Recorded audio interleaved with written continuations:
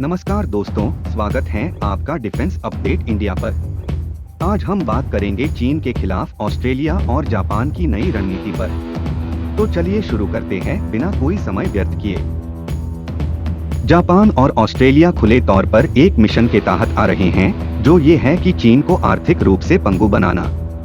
Australia एक व्यापार युद्ध के अंत में था, जो कि ऑस्ट्रेलिया के खिलाफ चीन ने बीजिंग के प्रति संवेदनशील कुछ मामलों में हस्तक्षेप करने और कोविड-19 की उत्पत्ति की एक खुली और स्वतंत्र जांच का आह्वान करने और इंडो पैसिफिक में युद्ध की बढ़ती हिंसा को संबोधित करने की आवश्यकता पर बोलने के लिए चीन ने छेड़ा था।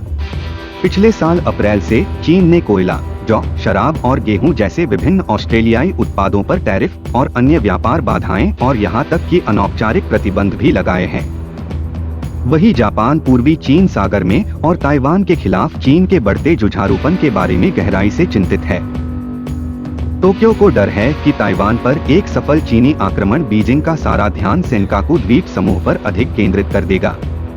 इसलिए यह जापान और ऑस्ट्रेलिया के लिए चीनी ज्यादतियों का मुकाबला करने के लिए एक साथ खड़े रहना समझ में आता है।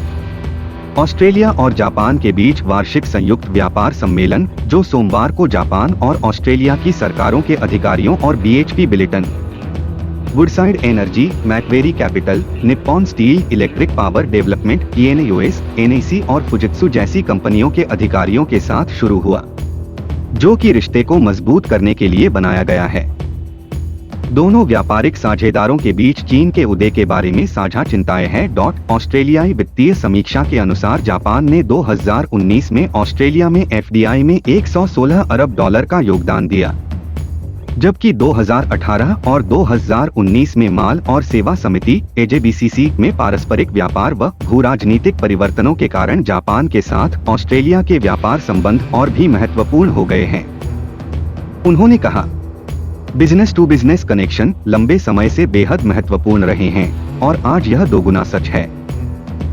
उन्हें आज रक्षा और सुरक्षा के मोर्चे पर भी समर्थन मिल रहा है और संबंध प्रगाढ़ होते रहेंगे।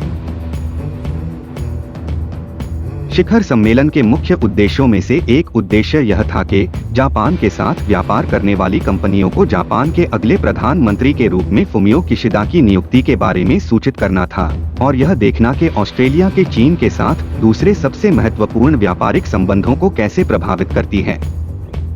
दोनों अपनी अपनी अर्थव्यवस्थाओं को मजबूत करने की दिशा में एक लंबा रास्ता तय करेंगे, जिसे चीन उन्हें नुकसान पहुंचाने के लिए ओवरटाइम काम कर रहा है। जापान और ऑस्ट्रेलिया के पास चीन से छीनने के लिए बहुत कुछ है।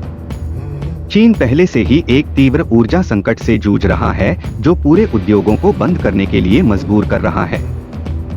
चीन द्वारा ऑस्ट्रेलियाई कोयले पर अनाधिकृत रूप से प्रतिबंध लगाने के बाद चीन अब गहन तनाव में है, जो कि एक असहनीय अंत की तरफ अग्रसर है। चीन के व्यापार युद्ध ने ऑस्ट्रेलियाई कंपनियों को पिछले 1.5 साल से अपनी आपूर्ति श्रृंखलाओं में विविधता लाने में मदद की है। ऑस्ट्रेलियाई अर्थव्यवस्था पहले से कहीं ज्यादा मजबूत होकर उभरी है। इसी तरह स्कॉट मॉरिसन का प्रशासन अब ऑस्ट्रेलियाई कंपनियों से ऐसा न करने का आग्रह कर रहा है। ऑस्ट्रेलियाई सरकार ने नए बाजारों को खोलने, आपूर्ति श्रृंखलाओं में विविधता लाने और नए बाजारों के साथ चीन को खोए हुए निर्यात को ऑफसेट करने के लिए कई व्यावसायिक सहायता तंत्र स्थापित किए हैं। कि चीन पर निर्भर रहना एक व्यवहार्य दीर्घकालिक नीति नहीं है। ऑस्ट्रेलियाई कोषाध्यक्ष जोश फ्राइडेनबर्ग ने हाल ही में एक नई व्यापार नीति की घोषणा की है, जिसे वे चाइना प्लस कहते हैं। फ्राइडेनबर्ग ने न केवल ऑस्ट्रेलियाई कंपनियों को बल्कि चीन को भी आश्वस्त रूप से अवगत कराया कि चीन के साथ व्यापार में नुकसान की भरपाई अन्य बाजारों के साथ व्यापार के विस्तार से हुई है।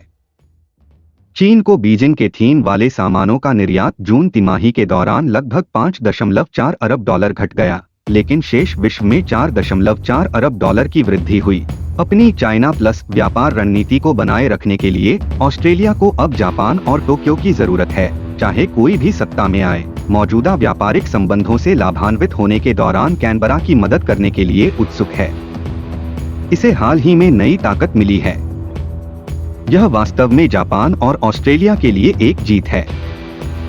यहाँ एकमात्र शिकार चीन है, जिसके पास एक कोने में पीछे हटने और उसके घावों को चाटने के अलावा कोई विकल्प नहीं था। आपका क्या विचार है? कमेंट करके जरूर बताइएगा।